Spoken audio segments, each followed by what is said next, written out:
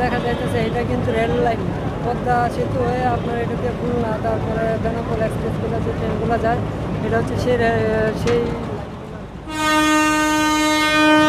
পাগলা পাগলা পাগলা রেল স্টেশন থেকে ট্রেন আবার ছেড়ে দিল কমলাপুর উদ্দেশ্যে। চলুন দেখি সামনে আরো কত সৌন্দর্য অপেক্ষা করতেছে।